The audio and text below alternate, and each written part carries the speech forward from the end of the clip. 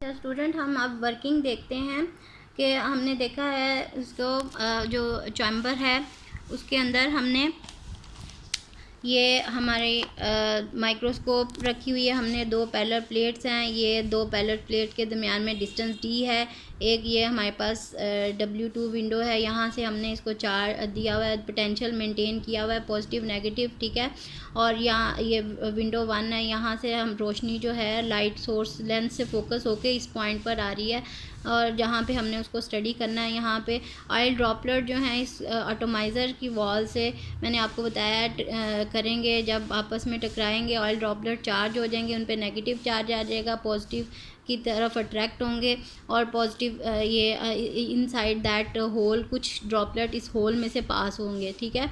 और ग्रेविटी उनको अपनी तरफ नीचे की तरफ जो है वो लेके आएगी। और आपको बताया, मैंने आपको बताया कि फोर्स Fe जो है ग्रेविटेशनल फोर्स से जब बैलेंस हो जाएगी Fe = Fg, तो वो सस्पेंड हो जाएगा एयर में, वहाँ पे फ़िज़ा में जैसे तैर रहे होते हैं वैसे सस्पेंशन जो हो जाएगी ऑयल ड्रॉपलेट की वो सेंटर में इसके हो जाएगी, ठीक है। जब कूलम्स इलेक्ट्रिकल फोर्स कौन सी Fe जो है वो कूलम्स फोर्स है ना, ठीक है।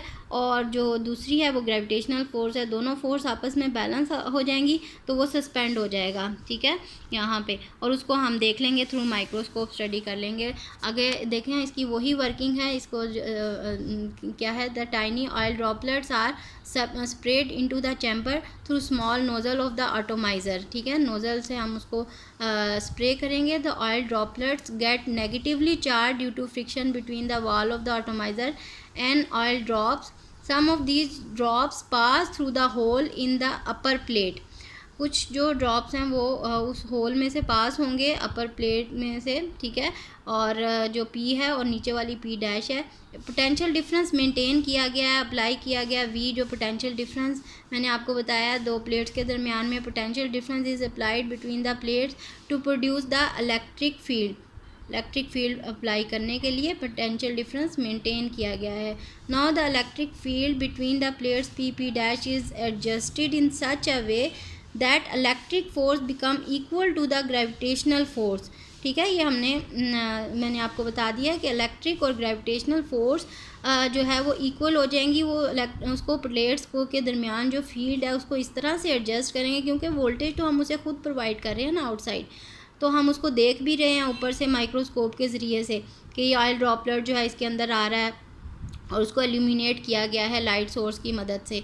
तो जैसे ही वो उसके अंदर आएगा और हम उसको पोटेंशियल जो है दो प्लेट्स के दरमियान में इस तरह से मेंटेन करेंगे कि इलेक्ट्रिक और ग्रेविटेशनल फोर्सेस इक्वल हो जाएंगी, बैलेंस्ड हो जाएंगी और क्या होगा, सस्पेंड हो जाएगा वो ड्रॉप जो है ड्रॉपलेट जो है वो एयर में सस्पेंड हो जाएगा। In this case the oil droplet become suspended in air, ठीक है।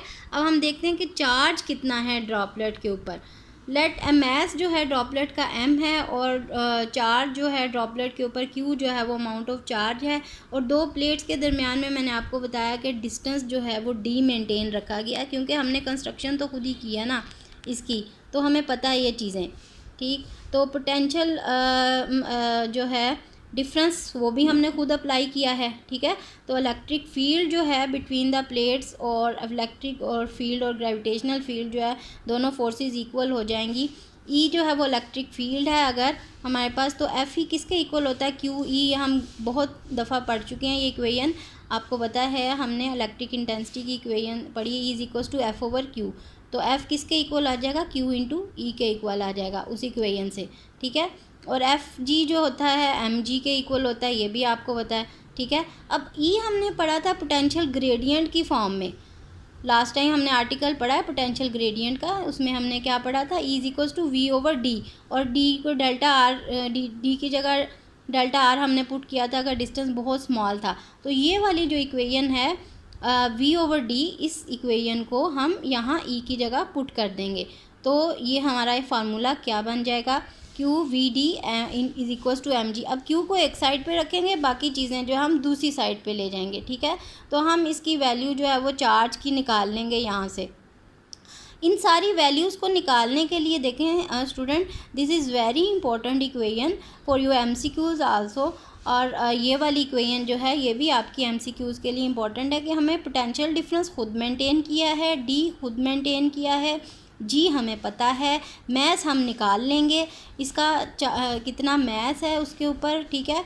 तो क्यू की वैल्यू हम इजीली निकाल सकते हैं। अब हम निकालेंगे कि मैस कितना है, उसके लिए हमें रेडियस भी चाहिए। ये दो चीज़ें जो है हम निकालेंगे तो क्यू जो है चार्ज ऑन इलेक्ट्रॉन जो है हमारे पास आ जाएगा, उसकी इक्वेशन हमारे पास उसकी वैल्यू आ जाएगी।